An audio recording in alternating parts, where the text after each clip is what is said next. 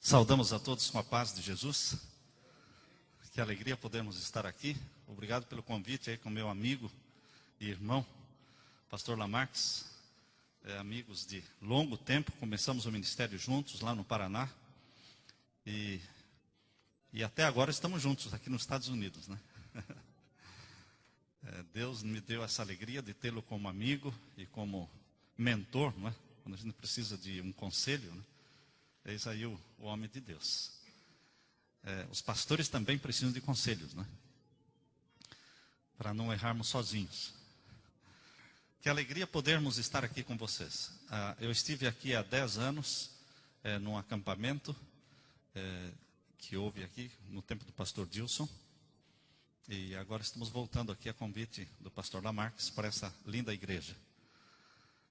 Eu agradeço o convite que Deus enviou para a gente, e vejo aqui rostos amigos, ali o Silas, que já conhecemos lá de Norte, e temos ali o pastor Aloísio, né? E temos o pastor Isaías, e a Doraci, e o Daniel, e temos ali o alemão, né? O alemão foi um braço forte lá na igreja de Richmond, ele era ancião lá da nossa igreja, ele e a Chris foram uma bênção ali, durante o período que estiveram ali, depois eles vieram para cá. E nós permanecemos lá. E tem muitos outros rostos amigos aqui. O assunto que o pastor Lamarques convidou para a gente apresentar aqui é um assunto que uma semana é pouco, entende? Logicamente, um final de semana, só sexta e sábado, vai ser bastante exprimido. Então, eu não vou fazer aqui sermão. Quem está pensando em ver sermão de 30 minutos para ir embora, já pode ir embora, né? Porque não vão ser de 30 minutos. Não é sermão, é seminário. Nós queremos abrir no final para perguntas também. Só nas perguntas aí vão gastar, quem sabe, uns 20 a 25 minutos de perguntas, se existirem perguntas, não é? Nós queremos dar essa oportunidade para os irmãos perguntarem. Então nós vamos começar apresentando hoje. Amanhã cedo vai ser um sermão mesmo, 7º milênio, é o sermão de amanhã.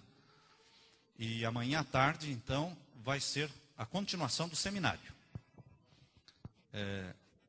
Se você gosta de alimento sólido, se você gosta de alimento, comida pesada, comida realmente não para quem está começando na fé cristã, porque pode dar congestão, não é? Um alimento forte para quem está começando. Mas se você busca um alimento sólido da palavra, isto chama-se profecia. Profecia é um alimento sólido. Profecia produz reavivamento. Deus diz em sua palavra, não havendo profecia, o povo se corrompe. E se corrompe mesmo. A igreja adventista era mais reavivada quando estudava mais a profecia. Mas veio um período, algumas décadas, em que a profecia foi deixada de lado. E Apocalipse e Daniel, as profecias são pregadas, mas assim, bem esporadicamente.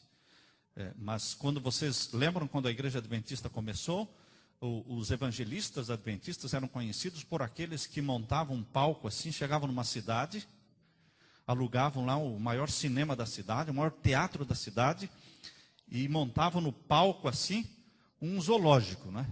Todos os bichos do Daniel, né, das profecias de Daniel, os bichos do Apocalipse, e montavam assim tamanho real. E existem cópias ainda destes animais lá na Andrews, e os gráficos. Então a igreja adventista, ela nasceu com a profecia. Ela se tornou o que ela é com a profecia. Mas é fácil a gente depois se esquecer da razão, da missão que Deus nos deu como igreja. Porque é uma igreja profética, nasceu numa data profética, 1844, com uma mensagem profética, as 3 mensagens angélicas, que pouco a pouco vão sendo deixadas de serem pregadas. Mas não existe outra razão para a igreja adventista estar no mundo, senão pregar o quê? As 3 mensagens angélicas.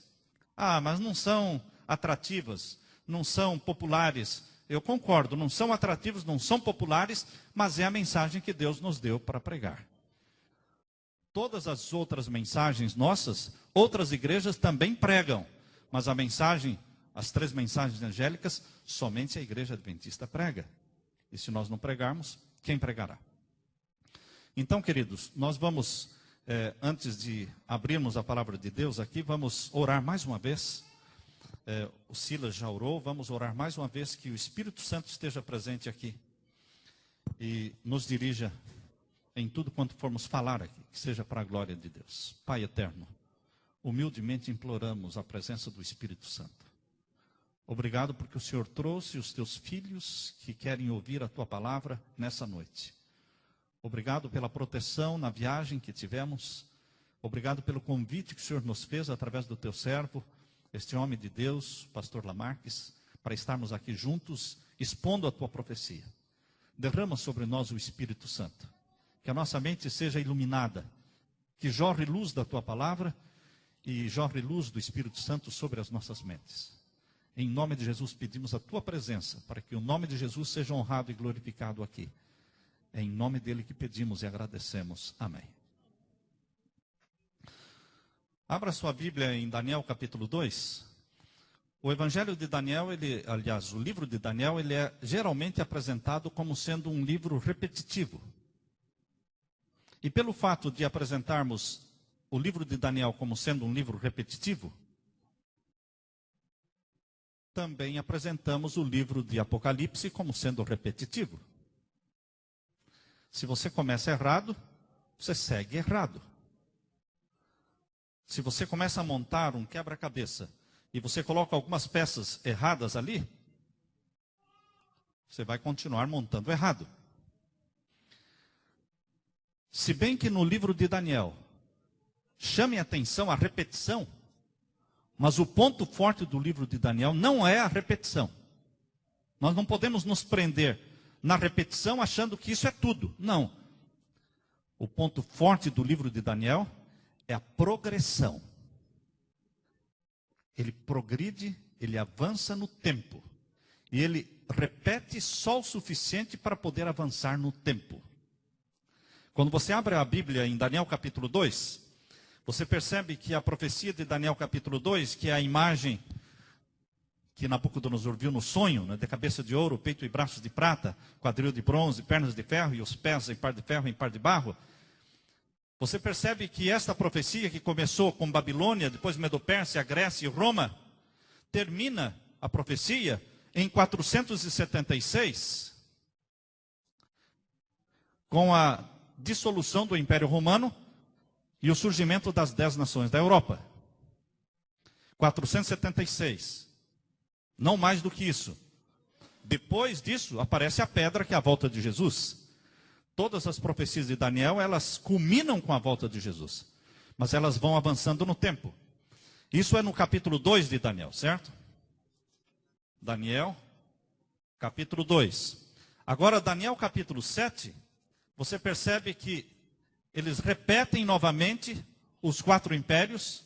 O leão representando Babilônia, o urso representando a Medo-Pérsia, e o leopardo representando a Grécia, e o animal terrível representando, então, o Império Romano. Só que, no capítulo 7, a profecia não para em 476. Porque em 476, quando acabou o Império Romano, surgiu nas 10 nações da Europa, aí a profecia do capítulo 7 diz, surgiu no meio dos 10 chifres, e os 10 chifres representam as 10 nações da Europa. Surgiu no meio dos 10 chifres o quê?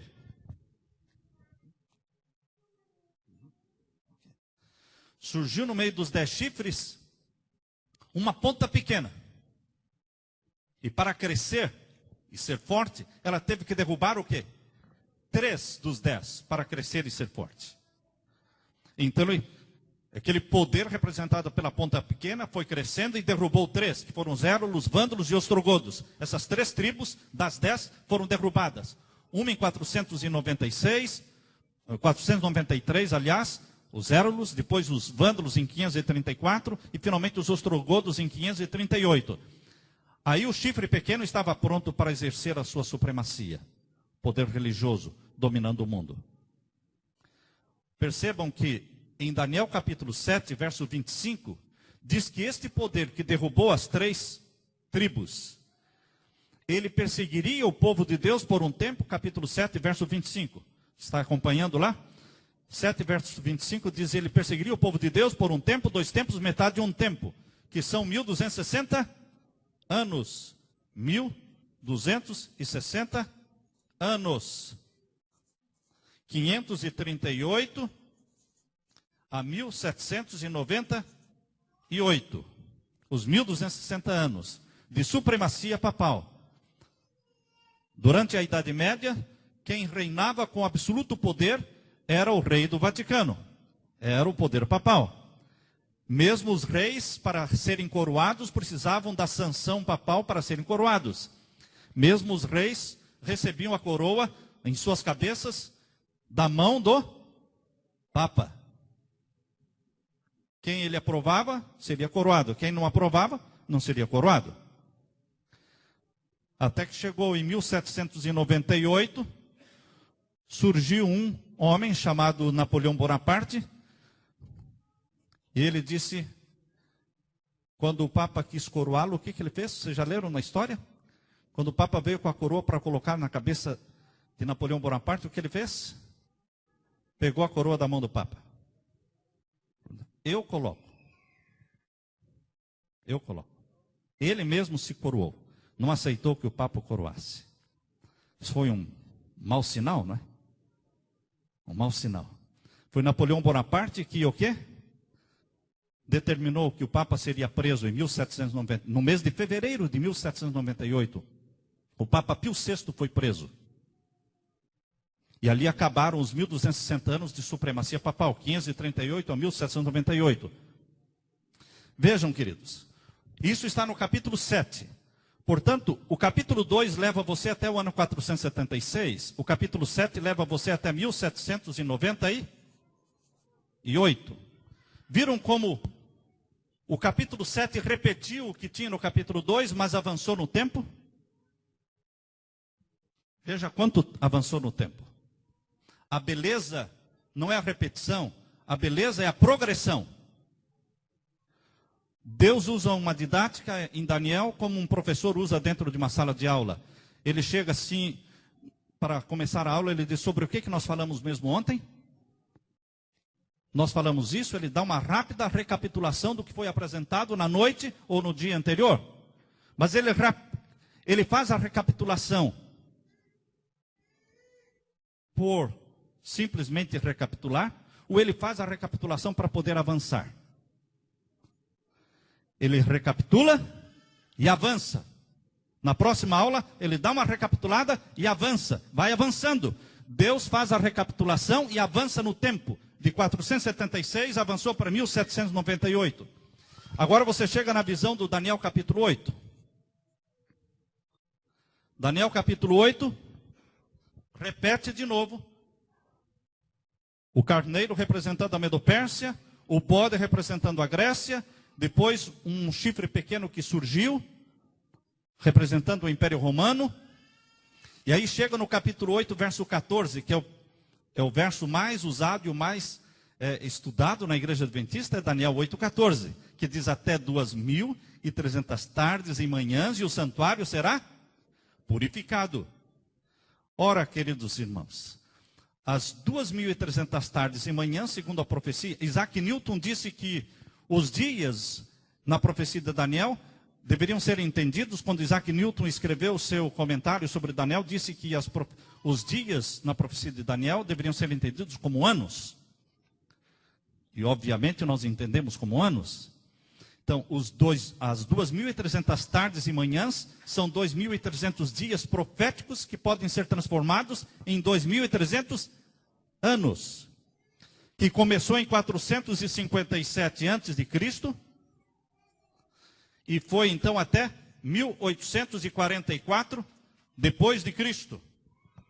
2.300 anos. Vejam que o capítulo 8 não para em 1798. O capítulo 8 avança para 1844.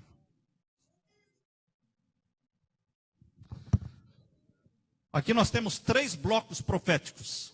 E o último bloco profético de Daniel é o capítulo 10 e 11. O capítulo 10 é uma introdução somente, é um capítulo inteiro só para introduzir a visão, porque é a maior visão. A maior visão do livro de Daniel é do capítulo 11.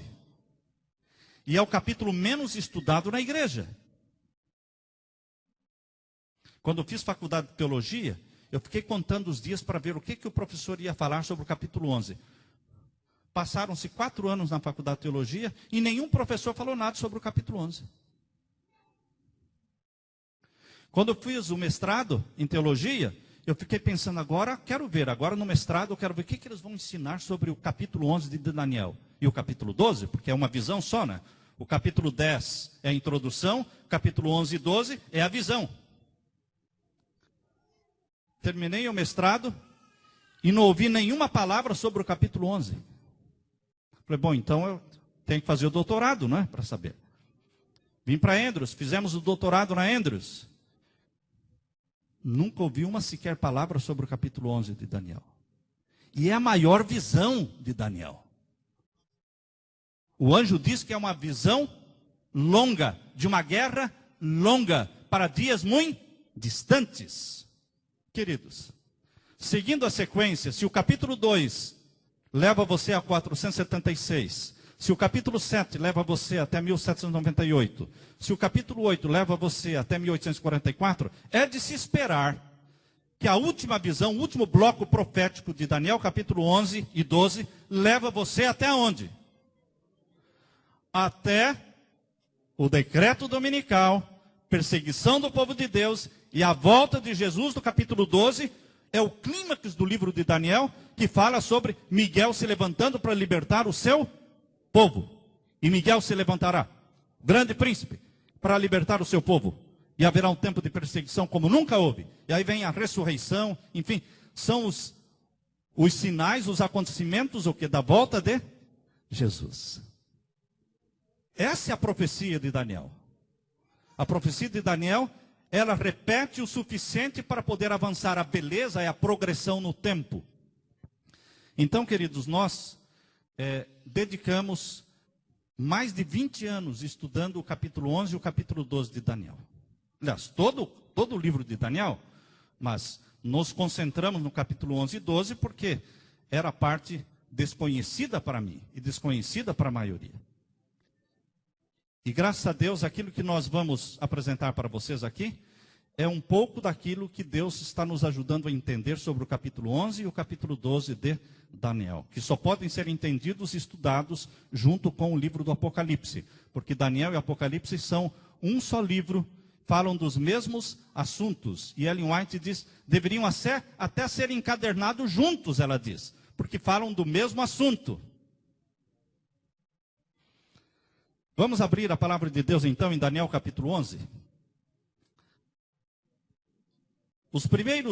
A primeira metade do capítulo 11, irmãos, ela não é difícil porque ela repete a história da Medopérsia, a guerra entre os reis da Medopérsia, depois o surgimento da Grécia, o surgimento de Roma, a morte de Jesus, não é? No verso 21 está a morte de Jesus, quando o príncipe do concerto foi morto.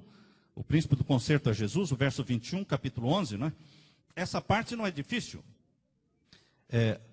A parte de Daniel, capítulo 11, que tem a ver com o tempo do fim, está a partir do verso 29.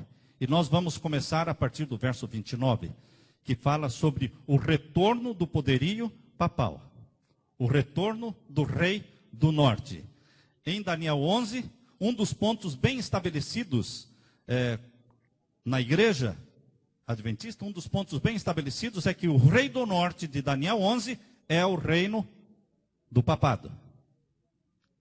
E o rei do sul é o ateísmo. No tempo do fim, na profecia bíblica, no tempo do fim, não há espaço para o ateísmo. O ateísmo está caindo de moda. Não há espaço para o ateísmo. Porque a profecia mostra que no tempo do fim, o mundo todo estaria sendo envolvido por um manto de religiosidade. Hoje que eu estou dizendo, até os cientistas estão buscando algo sobrenatural. Todos estão buscando algo sobrenatural. o manto de religiosidade. O maior líder do mundo não é um cientista, não é um matemático, mas é o quê? Um líder religioso. É o líder que reúne o mundo em torno de si. Quando morreu João Paulo II, representantes de mais de 100 países estiveram ali. 3 presidentes americanos estiveram ali. Eram para ser 4. Jimmy Carter foi descartado, não é? Mas ele estava planejando ir também. Mas Bush pai, Bush filho e Clinton e a Condoleezza Rice, todos estiveram ali, diante do corpo de João Paulo II. Por que um líder religioso reúne o mundo todo em torno de si? Quem é a pessoa bem vista e bem quista e bem popular e bem aceita, aplaudida no mundo todo? Um líder religioso. O papado é um líder religioso reconhecido mundialmente e todos os presidentes de todas as nações querem estar bem com o Vaticano. Não estar bem com o Vaticano soa mal. Tem que estar bem. Provavelmente Obama, logo ele vai marcar o quê? Uma visita para, assim como fez Bush, assim como fez Clinton. Então, queridos, o rei do norte, no capítulo 11, está se referindo ao quê? Ao poder papal. Então vamos agora ao capítulo 11, verso 29 em diante. No tempo determinado, tornará a vir contra o sul. Quem viria contra o sul no tempo determinado? O rei do norte. O rei do norte é o poder papal. O rei do sul é o ateísmo. No tempo determinado, tornará a vir contra o sul, mas não será na última vez como foi na primeira. Por que na última vez não será como foi na primeira? Porque na primeira luta papal contra o ateísmo, o papado perdeu a guerra. Vocês sabem que das 7 cruzadas, não é só a primeira cruzada que foi vitoriosa, a segunda, a terceira, a quarta, a quinta, a sexta, a 7ª cruzada foi fracasso. Na Revolução Francesa, que é a revolução do ateísmo, vocês lembram que 1789, na Revolução Francesa, foi uma revolução contra a religião, tá certo? Foi uma revolução em que fecharam as igrejas, queimaram as Bíblias, mataram líderes religiosos e, por ordem de Napoleão Bonaparte, no mês de fevereiro de 1798, o Papa Pio VI foi o quê? Foi preso. Ele foi levado preso para a cidade de Valença, na França, e lá permaneceu até morrer aos 82 anos. Ele ficou 2 anos preso e morreu aos 82 anos. Queridos, foi o iluminismo, a Revolução Francesa, foi o ateísmo. Elegeram na França, no lugar de Deus, elegeram a deusa da razão. Escolheram uma prostituta e carregaram esta prostituta numa procissão pelas ruas da cidade de Paris. E a introduziram na Catedral de Notre-Dame. E no altar da Catedral de Notre-Dame foi entronizada uma mulher prostituta como símbolo da deusa da razão, o Deus da razão. Foi a falência da religião. Então, na primeira luta do rei do norte contra o ateísmo, perdeu a religião, perdeu o poder papal. E venceu o quê? O ateísmo. Agora, na última luta, vai ser diferente. Tanto em Daniel capítulo 11, como em Apocalipse capítulo 13, vocês percebem que não há espaço para o ateísmo no tempo do fim. Todos os países, todas as nações da terra, todas estarão unidas por um laço espiritual,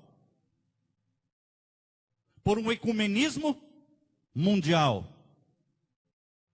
Não há espaço. Qualquer pessoa, qualquer país, qualquer poder que disser, não, eu não reconheço o líder mundial, ele estará correndo risco de vida, porque ele vai ser esmagado.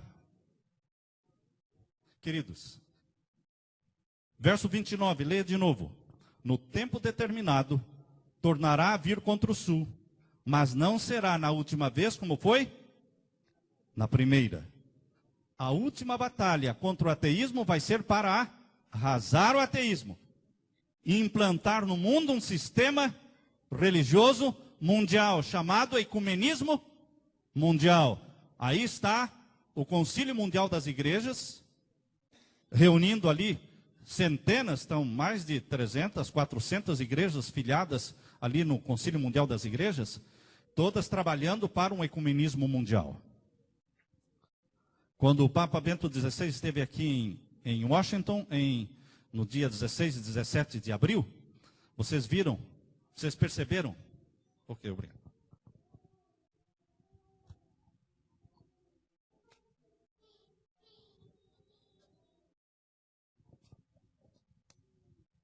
Vocês perceberam quando líderes de todas as religiões não cristãs, hinduísmo, budismo, islamismo, judaísmo, todas as religiões não cristãs, eles fizeram questão de ir à presença do Papa Bento XVI e oferecer para ele o quê?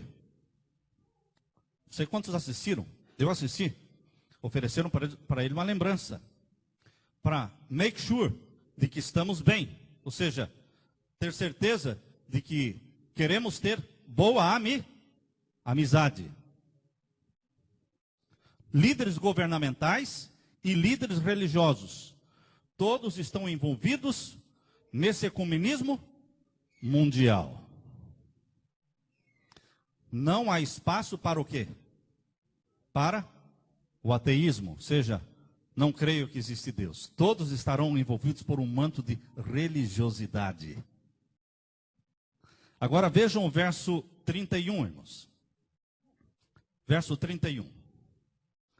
E sairão a ele, estão me acompanhando a leitura? Capítulo 11, verso 31 de Daniel. Sairão a ele uns braços. Ao rei do norte sairia o quê? Uns braços. Esses braços que sairiam do rei do norte, no livro Grande Conflito, Deus diz ali que o poder papal, o rei do norte, usaria os braços do poder civil. Quais são os braços que o poder papal usaria? No livro Grande Conflito, os braços do poder civil. Sairiam a ele uns braços. A mesma expressão no livro Grande Conflito. Ele usará os braços do poder civil. Para impor o quê? Para impor o domingo como um dia sagrado, como um dia compulsório, como um dia santo. Os braços do poder civil sairão a ele a uns braços que profanarão o quê? O santuário. Por que a profanação do santuário? O que tem a ver a profanação do santuário com o decreto dominical? Onde estavam os 10 mandamentos da lei de Deus? No santuário. A lei de Deus não estava no pátio, nem no lugar santo. A lei de Deus estava no lugar mais santo do santuário, que era o quê? O Santíssimo. À medida que você vai entrando no santuário, vai ficando cada vez mais santo, mais sério. O pátio todo mundo entrava. No lugar santo, só os sacerdotes entravam. No lugar santíssimo, os sacerdotes também não entravam. Só o sumo sacerdote entrava. E é lá que estava o quê? A arca do concerto com os 10 mandamentos, escritos pelo dedo de Deus em tábuas de pedra. Então, queridos, a coisa mais preciosa dentro do santuário era onde estava a arca, coberta com 2 querubins de ouro, representando o trono de Deus no céu, cercado pelos querubins. E a lei de Deus representa o caráter de Deus. Destruir o santuário é destruir a lei de Deus. Aquilo que está lá no mais íntimo do santuário, no lugar mais precioso e mais santo. Quando alguém anula a lei de Deus, quando alguém destrói o 7º dia da semana, o santo sábado do Senhor, o 4º mandamento da lei de Deus diz o quê? Lembra-te, Êxodo capítulo 20, verso 8 a 11 diz: lembra-te do dia do sábado para o santificar. 6 dias trabalharás, farás toda a tua obra. Mas o sétimo dia é o sábado do Senhor teu Deus. Nele não farás nenhuma obra. Por quê? Porque em 6 dias o Senhor fez os céus, a terra e o mar e tudo o que neles há. E ao sétimo dia descansou. Portanto o Senhor abençoou e santificou o sétimo dia, o sábado. Esse é o quarto mandamento da lei de Deus. Quando for imposto um dia sagrado no lugar do sábado, isso a nível governamental, federal, e vai se espalhar pelo mundo todo, esta será a anulação do santuário, será a destruição, será um ataque ao santuário, um ataque ao caráter de Deus. Porque o santuário representa o plano da salvação, e o plano da salvação não é só o sangue de Jesus para salvar. O sangue de Jesus Cristo para nos salvar é uma parte importante no plano da salvação, mas não é só o sangue de Jesus para nos salvar. É a obediência também o quê? A santa lei de Deus, os 10 mandamentos. No santuário não tinha só o sangue do cordeiro, no santuário também tinha a lei dos 10 mandamentos. Nós não podemos anular nem o sangue e nem podemos anular a lei. Você não precisa escolher, bom, você vai ficar com o sangue ou vai ficar com a lei? Não, você não vai escolher um ou outro. Você vai escolher o quê? Os dois. A pessoa, para se salvar, ela tem que passar pelo pátio do santuário onde estava o altar do sacrifício.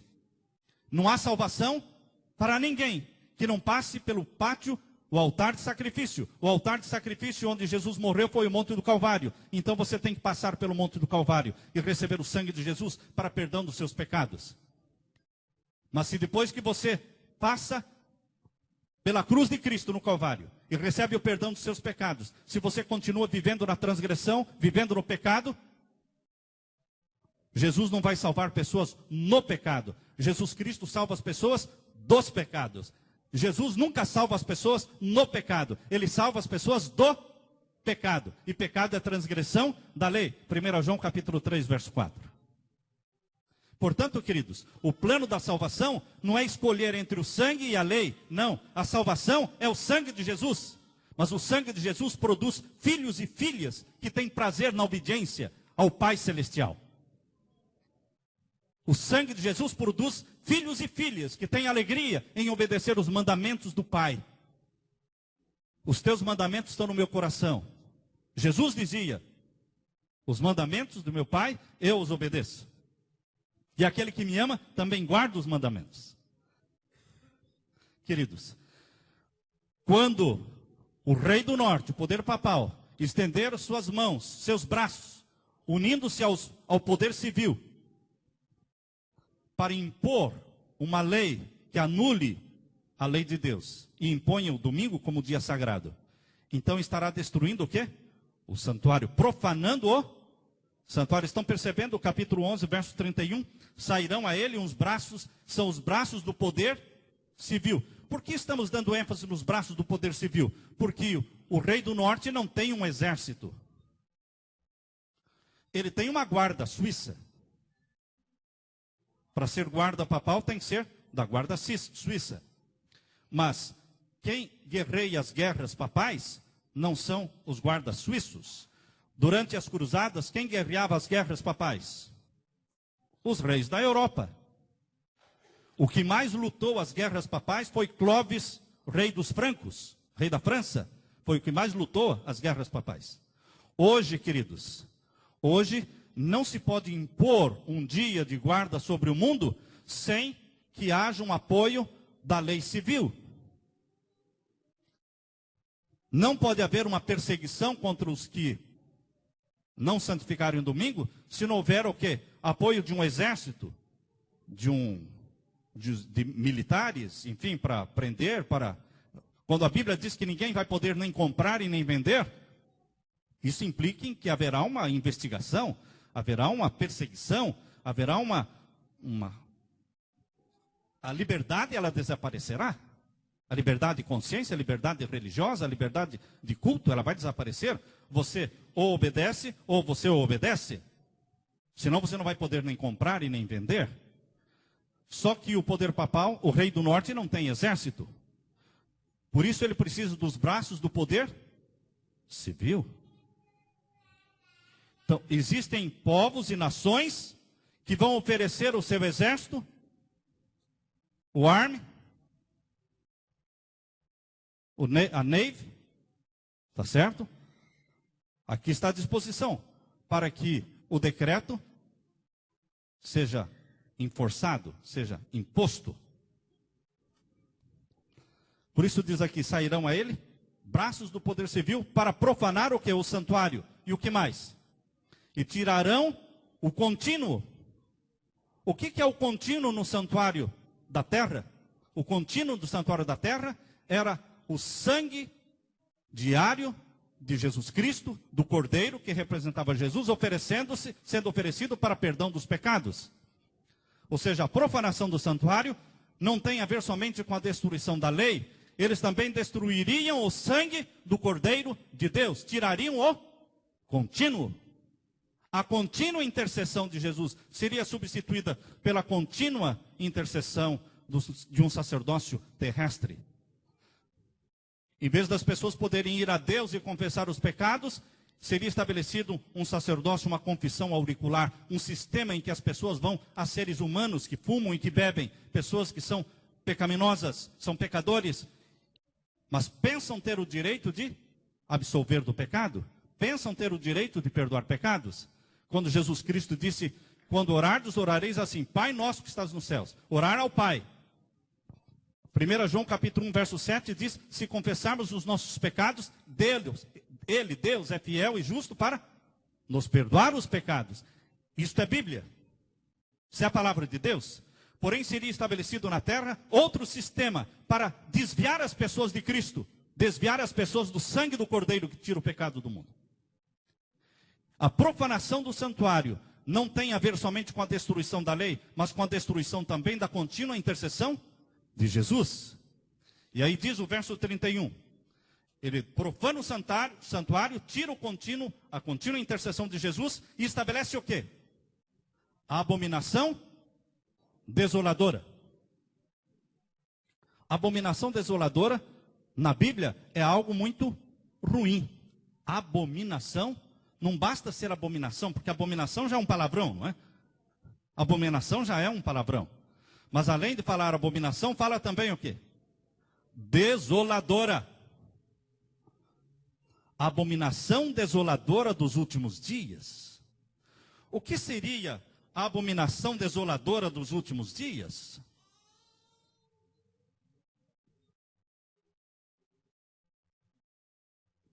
Abominação desoladora.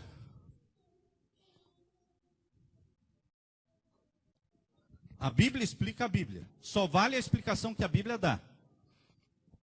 Vamos ver como é que Jesus explicou a abominação desoladora. Mateus capítulo 24, verso 15.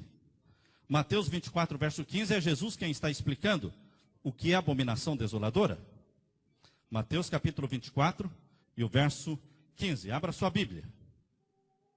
Abra sua Bíblia e vamos ler Mateus capítulo 24 e o verso 15.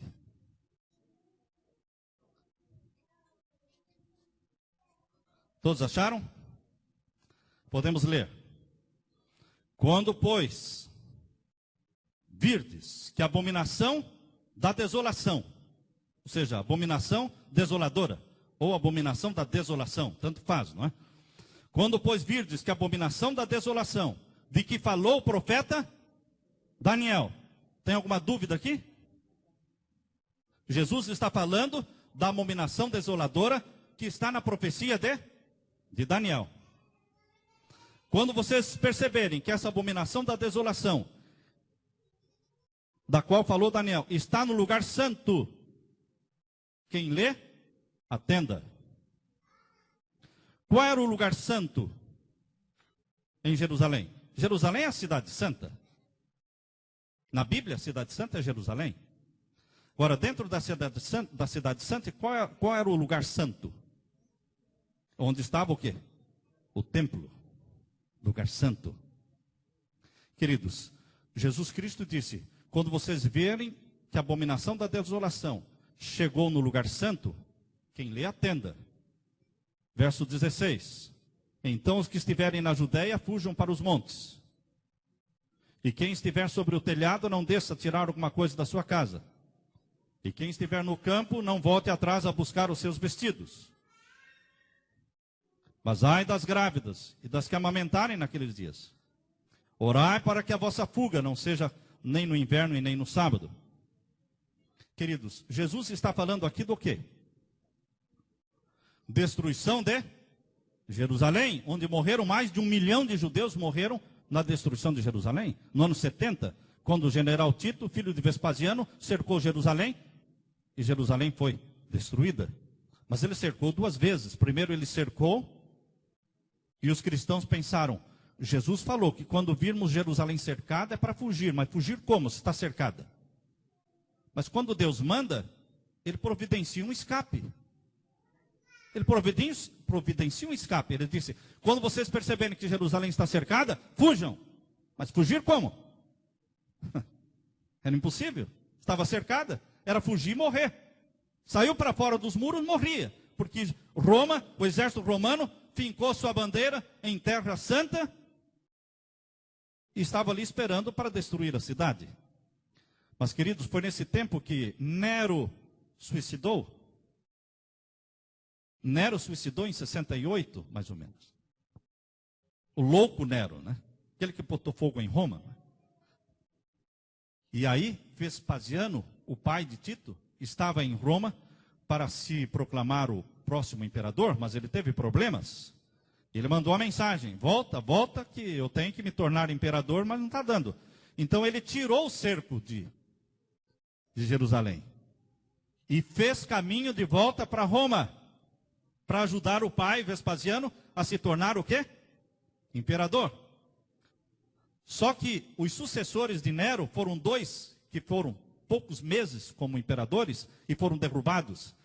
No caminho veio a mensagem, não precisa vir mais, já fui feito imperador. Aí Tito voltou de novo para Jerusalém com o exército. E aí cercou a cidade de Jerusalém pela segunda vez. Mas quantos cristãos existiam dentro da cidade de Jerusalém nesse segundo cerco? Nenhum. Todos tinham sido obedientes à voz de Jesus, dizendo, quando verem Jerusalém cercada, fujam. E eles fugiram porque Deus abre uma porta para você fugir. Queridos, quando sair o decreto dominical, fujam. Muitas pessoas me perguntam, fugir como? Se eu espero sair o decreto. Leia a Bíblia. É a mesma pergunta. Fugir como se Jerusalém está cercada? Queridos, quando sair o decreto dominical, é o sinal para abandonar as cidades, ir para os campos. Agora, como? Deus vai providenciar uma porta. O sinal é esse. A abominação da desolação na Bíblia tem a ver com Roma. Sempre. Sempre. A abominação da desolação sempre tem a ver com Roma.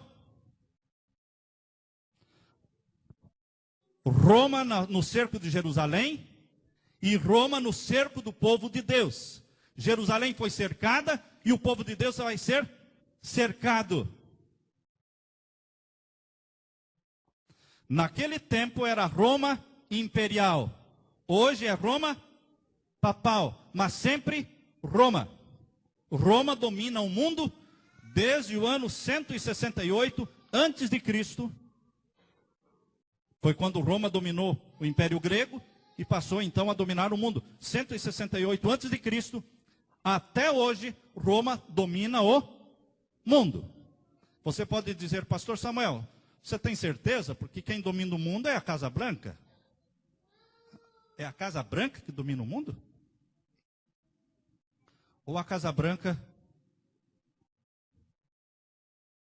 Aliás, queridos, o presidente dos Estados Unidos, ele não faz aquilo que ele quer. Ele não pode fazer o que ele quer. Ele faz aquilo que é mandado fazer.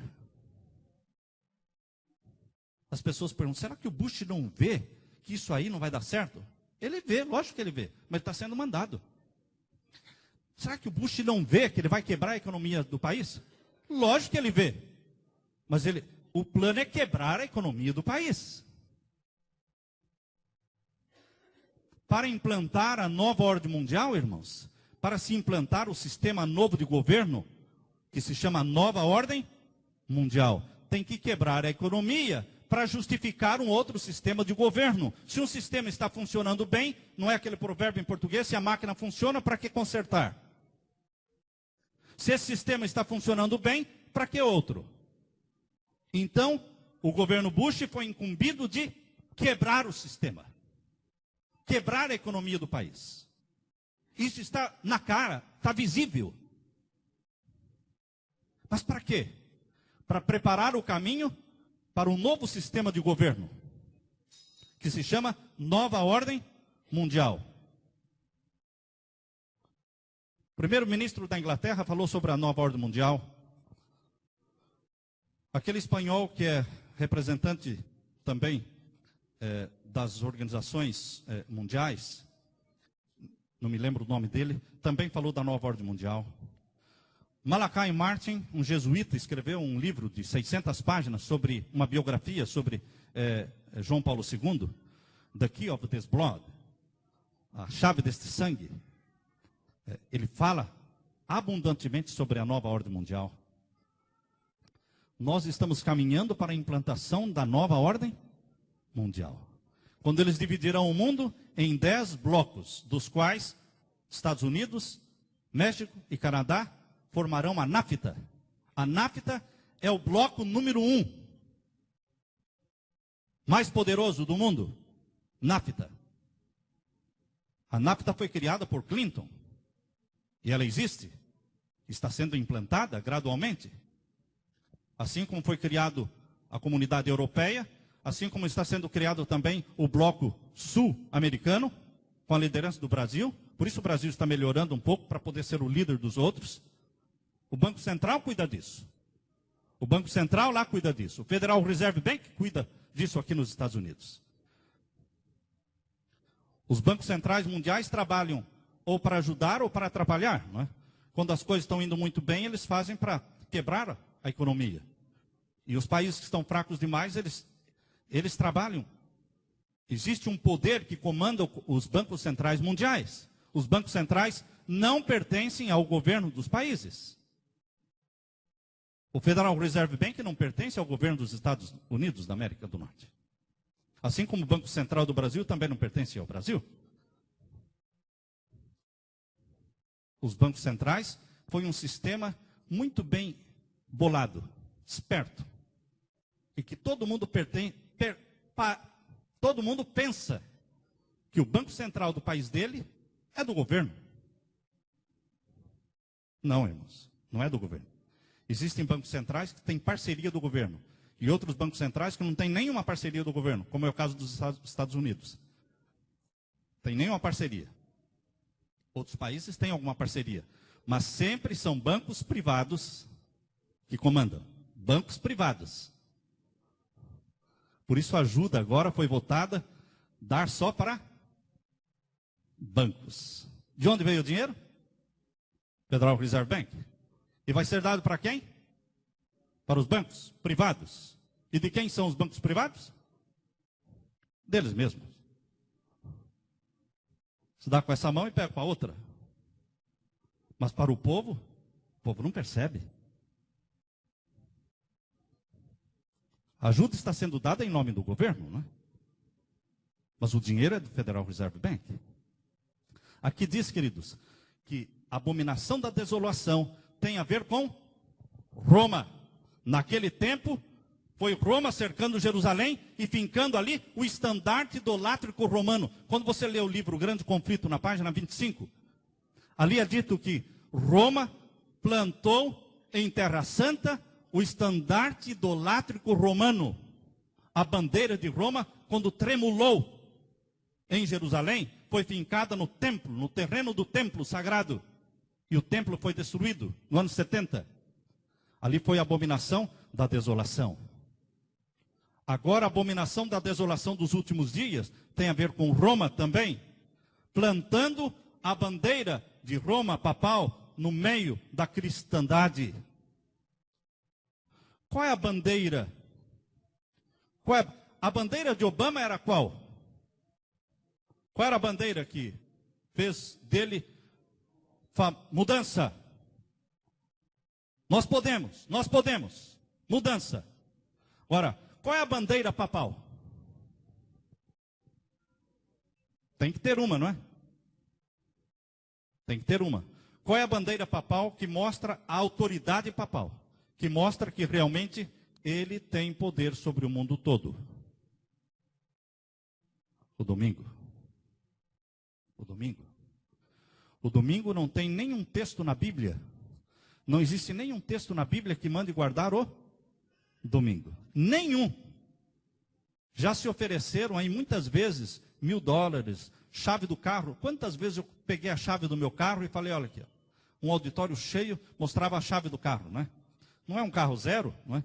Mas de presente para quem quiser, pode pegar o carro. Só trazer um verso da Bíblia que mostre que o domingo é o dia de... É o guarda. O dia de guarda. Que existe um mandamento na Bíblia para guardar o domingo. E nunca ninguém ganhou o carro, porque não existe um verso na Bíblia. Agora, por que se não existe um verso na Bíblia que manda guardar o domingo, por que é que todas as religiões, as igrejas, não é, evangélicas, protestantes e católicas, todos guardam o domingo? Se não existe um mandamento, o mandamento que existe é para guardar o sábado. Já no comecinho da Bíblia, Gênesis capítulo 2, é o sábado, o 7º dia da semana. Na lei de Deus, o 4º mandamento, lembra-te do dia do sábado. As mulheres que viram Jesus sendo crucificado, prepararam ungüentos para ungir o corpo de Cristo, e no sábado repousaram conforme o mandamento. Só foram no sepulcro no 1º dia da semana. No sábado elas repousaram conforme o mandamento. Maria, mãe de Jesus, repousou conforme o mandamento. João, discípulo amado, repousou conforme o mandamento. Mas, por que o mundo todo então santifica o domingo? Porque existe um mandamento para guardar o domingo. Só que esse mandamento vem do catecismo romano e não da Bíblia. Então, Deus tem um selo que mostra a autoridade divina, que é o sábado como dia sagrado. O poder papal tem um selo que mostra a sua autoridade sobre o mundo. É o domingo como dia de guarda. É um dia contra o outro dia. O selo de Deus está sendo batalhado, não é? Pelo selo do poder papal. São dois selos, são dois sinais, são duas bandeiras. Deus tem uma bandeira e o poder papal tem uma bandeira. Por isso diz aqui, queridos, que abominação desoladora tem a ver com Roma. Foi Roma naquele tempo e será Roma agora no tempo do fim. Agora voltando para Daniel capítulo 11, irmãos. Voltando para Daniel capítulo 11. Aqui diz o verso 32. Aos violadores do concerto, o concerto da graça, o concerto que traz a salvação mediante o sangue de Jesus e produz homens e mulheres obedientes aos mandamentos de Deus, esse concerto da graça, chamado na Bíblia de um novo concerto, o concerto feito com o sangue de Jesus. Os que violarem esse concerto vão ser agraciados pelo Rei do Norte. Os que violarem esse concerto serão recompensados pelo Rei do Norte, a quem o poder papal honrará, a quem ele presenteará, diz aqui, aos violadores do concerto, ele com lisonjas perverterá. Mas o povo que conhece ao seu Deus se esforçará e fará proezas. Os violadores do concerto são aqueles que foram pervertidos pelas lisonjas do rei do norte. Mas o povo de Deus, que conhece o Deus verdadeiro, permanecerá firme, não é?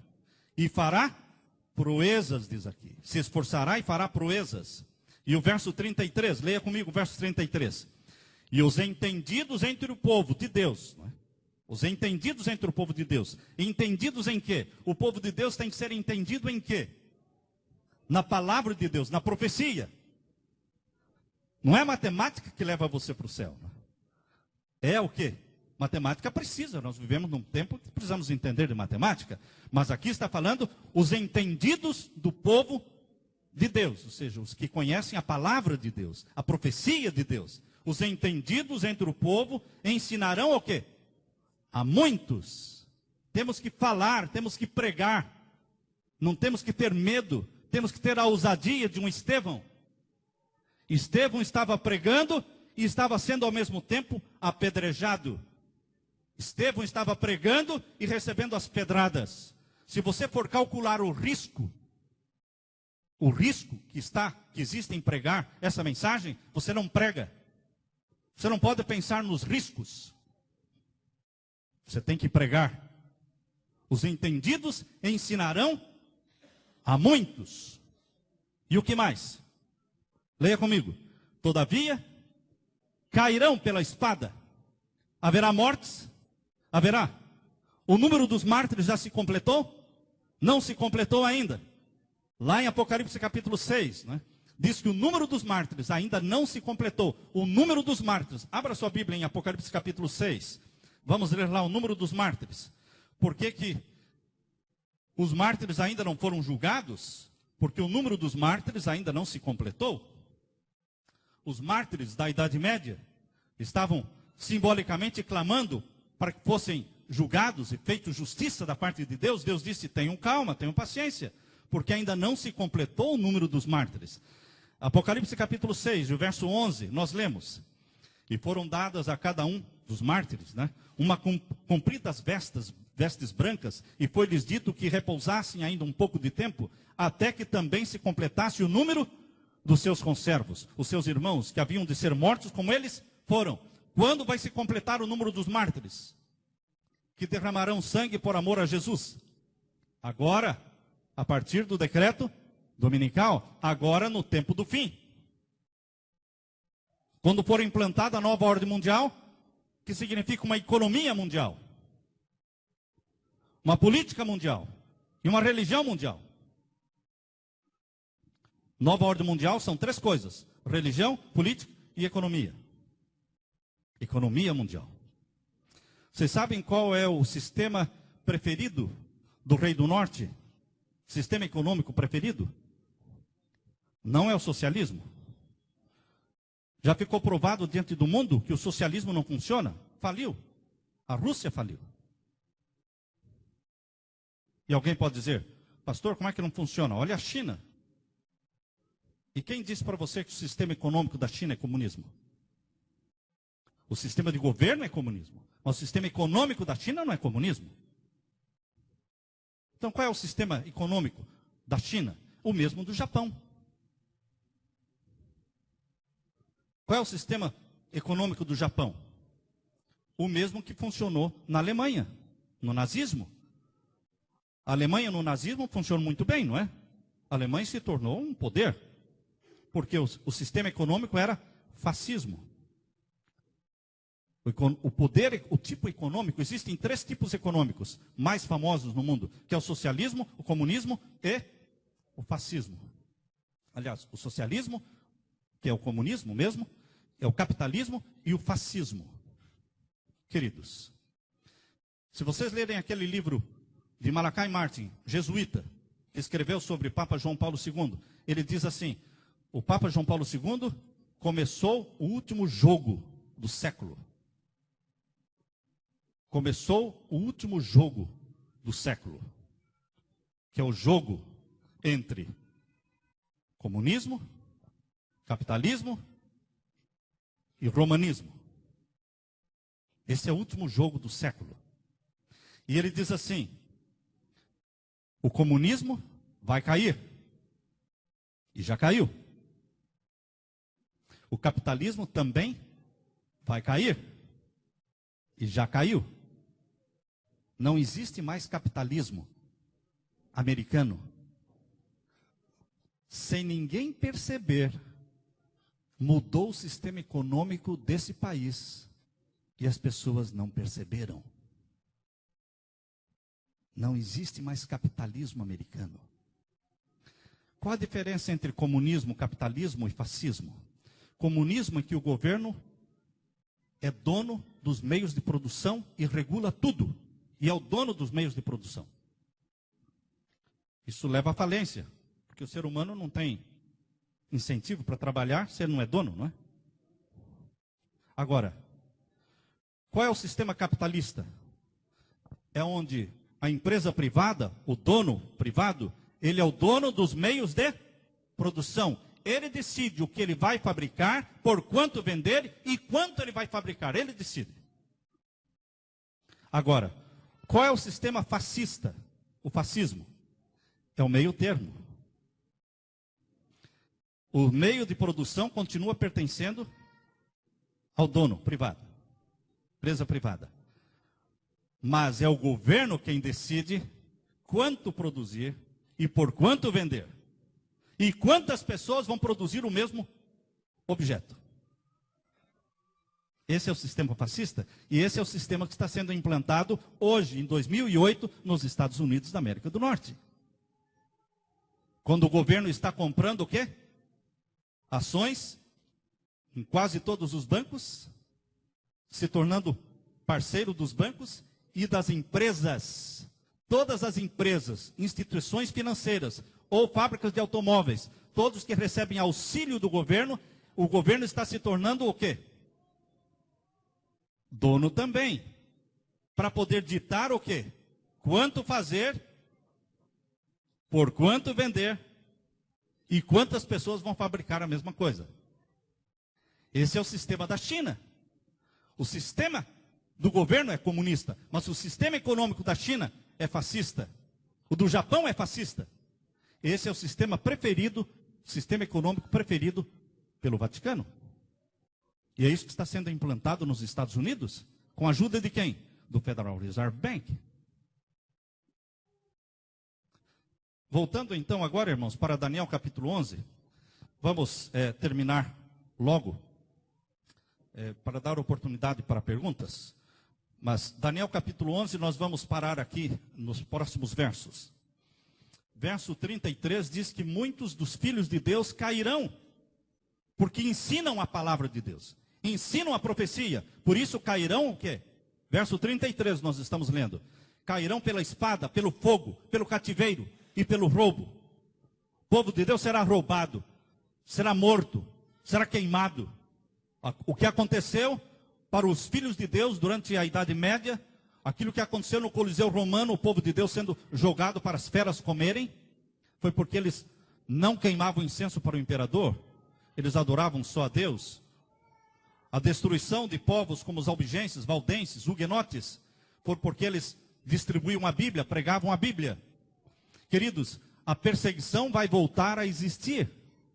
A abominação da desolação vai se levantar de novo e o povo de Deus será cercado. Alguns morrerão como mártires, nem todos, mas alguns ainda morrerão como mártires. E o verso 34, leia comigo o verso 34. E caindo eles, serão ajudados com pequeno socorro, mas muitos se ajuntarão a eles com lisonjas. Muitos se ajuntarão com lisonjas, cercando-se, indo ao lado dos filhos de Deus, tentando pervertê-los, fazê-los mudarem de ideia, fazê-los entrarem para o Concílio Mundial das Igrejas, convencendo-os de se unirem ao ecumenismo mundial. O ecumenismo mundial tem um propósito. O ecumenismo mundial é uma via única, de mão única. Ela só vai. E ela vai direto para Roma. O ecumenismo mundial, promovido pelo Concílio Mundial das Igrejas, é uma via única. Só vai numa direção. Roma, Roma. Todo mundo para Roma. Submissão a Roma. Os jesuítas nunca perderam as esperanças de colocar o mundo todo sob os pés do poder papal. Em 1540, quando os jesuítas foram criados para destruir o protestantismo. A reforma protestante, lembram-se quando foi? 1517. Martinho Lutero pregou as 95 teses na porta da igreja de Wittenberg, 1517. Quando é que veio a contra-reforma? 1540, quando nasceu uma ordem secreta, chamada Ordem Secreta dos Jesuítas, Companhia de Jesus. Com um propósito em mente, destruir o protestantismo. Destruir o protestantismo. Se você ler se você ler os estatutos dos jesuítas, eu tenho tudo isso e já li também. Ali menciona, faça pacto com os budistas, faça acordo com os islâmicos, faça acordo com o hinduísmo, mas não faça acordo com os protestantes. Morte aos hereges. Morte aos hereges. Esse é o voto que o jesuíta faz para poder ser um jesuíta. Destruição do protestantismo. E a nação protestante do mundo era qual? Qual era a nação protestante do mundo? Estados Unidos. País protestante do mundo? Era. Queridos, desde que esse país foi fundado, 1610, 1620, quando vieram os peregrinos para cá, e quando esse país começou a crescer, Roma nunca perdeu as esperanças de ter o seu domínio implantado aqui. E hoje, 70 milhões de americanos, 70 milhões da população pertencem, logicamente, à Igreja Católica. 70 milhões é a maior igreja do país. Se somarmos todos os batistas, se somarmos todos os metodistas desse país, se somarmos os luteranos desse país, se somarmos os adventistas desse país, coloca todo mundo num bolo, não chega a 70 milhões. Mas só a Igreja Católica tem quantos? 70 milhões. Nós não estamos falando mal da igreja, são fatos. Isso é o que está acontecendo agora. Sabem quantos juízes tem na Suprema Corte, irmãos? Quantos juízes? 9. Quantos são católico, apostólico romano? 5. 5. É a maioria. Então, é a maioria na Suprema Corte. Qual é a maior bancada no Congresso americano? Católica. 150 representantes são católicos. Queridos, desde que esse país surgiu para levantar a bandeira do protestantismo, certo? Esse país surgiu porque os peregrinos fugiram da Europa porque estavam perseguidos lá e vieram para cá, fundaram um país sem rei e sem papa. Esse país foi fundado para ser um país sem rei e sem papa. E o protestantismo cresceu aqui. Mas pouco a pouco, o poder voltou para as mãos do Vaticano. Por que voltou para a mão do Vaticano? Porque quem tem o dinheiro tem o poder. E quem tem o dinheiro é o Vaticano. O Federal Reserve Bank pertence ao Vaticano. O Federal Reserve Bank foi fundado pela família Rothschild. A família Rothschild, ela se tornou... eles conseguiram o controle do Banco da Inglaterra, irmãos. Foi em 1815. Em 1815, a família Rothschild conseguiu o controle do Banco da Inglaterra. Na Batalha de Waterloo. O que foi essa Batalha de Waterloo? A Batalha de Waterloo tinha um representante da família Rothschild em Paris, outro representante, eram 5 irmãos, né? Em Paris tinha um representante, em Londres tinha um. E a guerra era entre França e Inglaterra. Quem ganhasse a guerra, o golpe seria o mesmo. Seria o mesmo. Quando Napoleão Bonaparte perdeu a guerra de Waterloo, Nathan Mayer Rothschild, que estava em Londres, espalhou a notícia na Bolsa de Valores de Londres, de que Napoleão Bonaparte tinha ganho a batalha. O que aconteceram com as ações da Inglaterra? As ações, ele não somente espalhou a mentira de que Napoleão Bonaparte tinha ganho a batalha, como ele também começou a vender as ações. Ele era o expert, porque a família Rothschild é a família mais expert, mais poderosa dos banqueiros internacionais, até hoje, desde aquele tempo. Eles começaram a vender suas ações, vender. Todos os outros começaram a vender também, vendendo.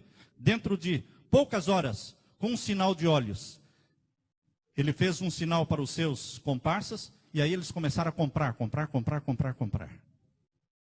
Quando a notícia verdadeira chegou de que Napoleão Bonaparte tinha perdido a guerra, ele já tinha comprado a maioria das ações do Banco da Inglaterra. Ele já era dono do Banco da Inglaterra. E o Banco da Inglaterra se tornou líder número 1 da Europa. Se Napoleão ganhasse, quem se tornaria o líder? A França. Mas lá tinha também um representante, outro irmão, Rothschild, para fazer o mesmo trabalho. E queridos, desde 1815, no ano de 1823,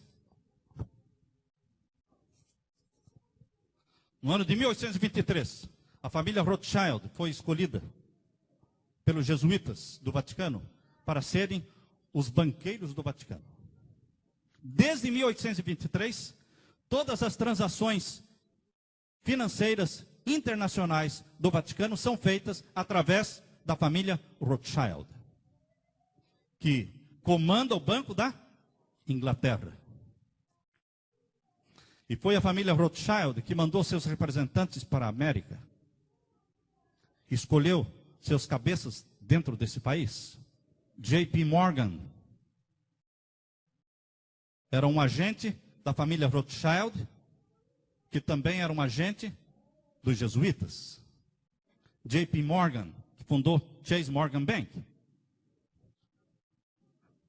Rockefeller. Esses dois nomes, Rockefeller e Morgan, eles foram os principais homens para estabelecerem o poderio jesuíta dentro dos Estados Unidos. Não se fala do Vaticano, não se fala dos jesuítas, mas são instituições jesuítas. Assim como eles dominaram a Inglaterra, implantaram aqui em 1913. Em 1913, implantaram o Federal Reserve Bank. No dia 22 de dezembro de 1913, foi aprovado pelo governo dos Estados Unidos a implantação do Federal Reserve Bank. Outros presidentes já tinham morrido nesse país por negarem, não aprovarem o estabelecimento de um banco central nesse país. Abraham Lincoln, ele foi morto em 1865 porque ele recusou um banco central nos Estados Unidos. Mas em 1913, eles conseguiram implantar o Banco Central. Outro nome, para que ninguém desconfiasse, escolheram outro nome. Qual outro nome? Tudo que é federal parece que é do governo, não é? Mas nem tudo que brilha é ouro. Federal Reserve Bank. Ninguém desconfia. Todos acham que é do governo, porque é federal.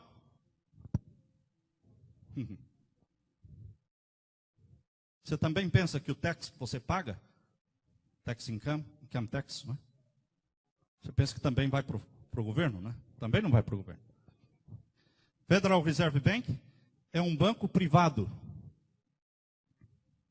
É um banco privado que recebeu autorização em 1913 para imprimir o dinheiro do país. E de 1913 para frente, eles imprimem o dólar. Eles imprimem o dinheiro do país. E repassam ao governo a juros. Cada dólar impresso custa 4 centavos. 4 centavos. Essa é a despesa. E os juros. E sabem qual é a dívida do governo hoje, irmãos? A dívida do governo, 59 trilhões. Agora, com esse empréstimo de 850, logicamente foi para 60 trilhões de dólares. É uma dívida impagável. Essa dívida é a dívida do governo, mais a dívida do Social Security, mais a dívida do Medicare, mais a dívida do Medicaid. Somando Medicaid, Medicare e Social Security, mais a dívida do governo, chega a 60 trilhões de dólares. Em 1913, quanto que o governo dos Estados Unidos devia? Nada. E eles mesmos imprimiam seu dinheiro. Por que eu vou pedir para você imprimir o dinheiro para mim e pegar o dinheiro com você a juros, sendo que eu posso imprimir o dinheiro do meu país? Perceberam o que aconteceu? Kennedy decidiu quebrar esse monopólio em 1963. Kennedy decidiu quebrar esse monopólio. Não mais vamos pegar dinheiro do Federal Reserve Bank. Nós, como nação, vamos imprimir o nosso próprio dinheiro. E assinou uma ordem, irmãos. Assinou uma ordem, que é a ordem 10.111. Essa ordem foi assinada quebrando o monopólio do Federal Reserve Bank. 6 meses depois, ele estava morto. Morreu no mesmo ano. Ele assinou isso aqui em fevereiro. Um pouco mais, 6 meses depois, ele morreu no dia 22 de novembro de 1963. Queridos, é uma mina de dinheiro o Federal Reserve Bank, porque eles fabricam todo o dinheiro que eles quiserem fabricar. Eles emprestaram 850 bilhões de dólares, mas poderia ser 2 trilhões, não faz diferença. Só leva um pouquinho mais de tempo para imprimir o papel. Não precisa ter lastro em ouro. Você sabe que o Federal Reserve Bank não precisa ter lastro em ouro. Eles desvincularam isso.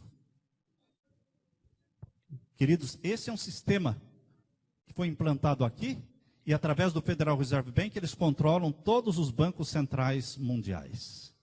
Só existem 5 países que não têm banco central: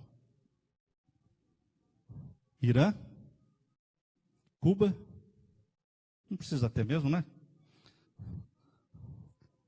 Coreia do Norte, Líbia. Esses países não têm banco central. Mas todos os outros têm banco central.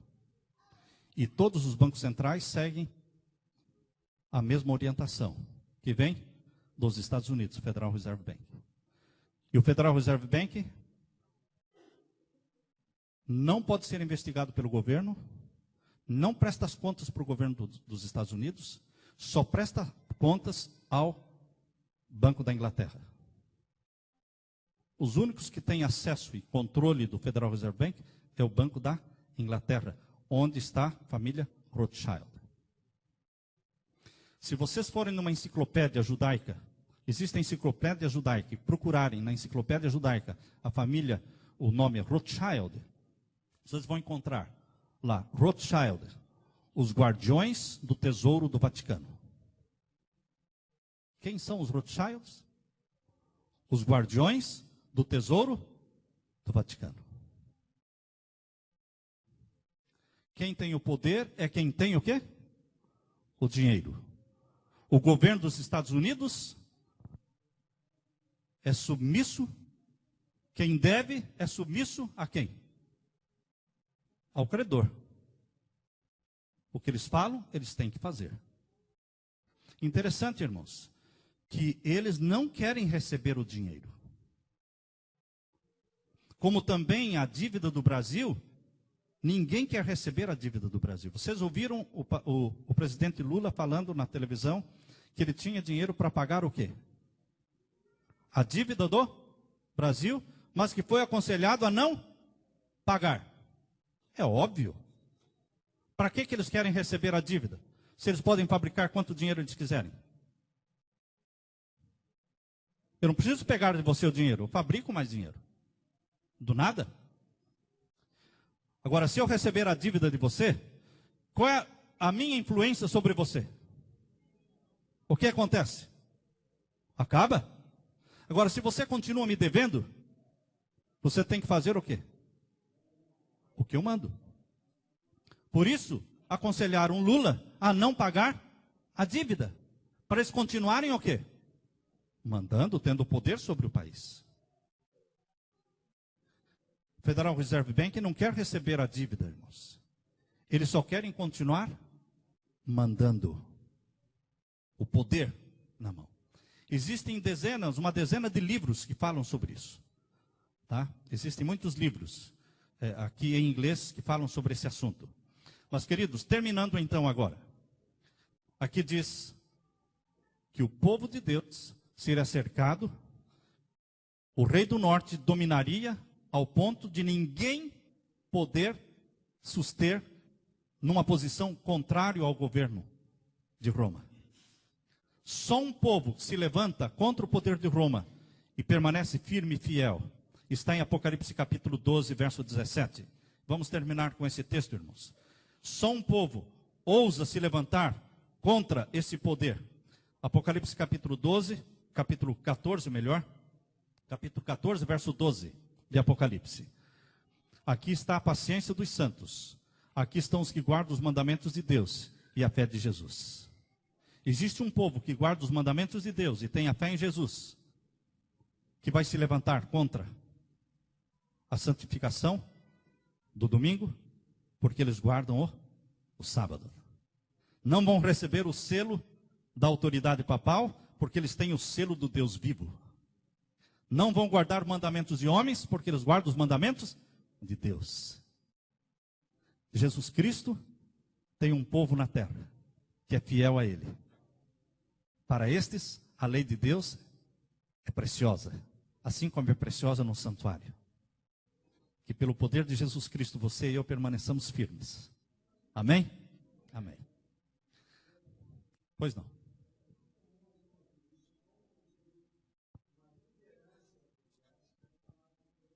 Certo. Muito bom. Isso mesmo. Isso mesmo. É verdade. Amém. Amém. Amém. É bom mencionar. Nós sabemos que a maioria dos salvos está nas igrejas protestantes e católicas. Nós não cremos que os salvos estão na igreja adventista. Vamos ter salvos também na igreja adventista, certo? Melhorou assim, né? Melhorou. Vamos ter também pessoas salvas na igreja adventista? Também, irmãos. Mas a maioria está fora, porque a gente o quê? Sincera. Assim como existe gente sincera lá fora, existe gente sincera aqui dentro também. Mas a maioria está lá. O que nós estamos mencionando aqui é o poder mundial, representado pelo líder do Vaticano, como ele chegou ao poder e como realmente vai continuar no poder por um período de tempo. Mas, queridos, existem milhões e milhões de católicos sinceros, pessoas fiéis a Deus, como também batistas, metodistas, e budistas, islâmicos, pessoas são sinceras. Mas a profecia, ela não está falando mal das pessoas, está mostrando o quê? O poder. É a instituição. Mas não, as pessoas precisamos amar e orarmos uns pelos outros, porque somos irmãos. E nós queremos viver no céu, onde Deus é o rei do universo. Né? Então, nenhuma ofensa e nenhuma crítica às pessoas pelas quais Jesus morreu. Nós devemos amá-las. Mais alguma pergunta? Pois não.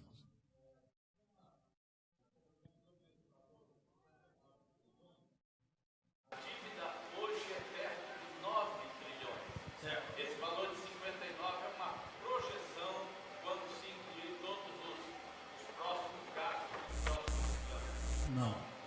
Isso não é projeção. Essa é uma dívida real.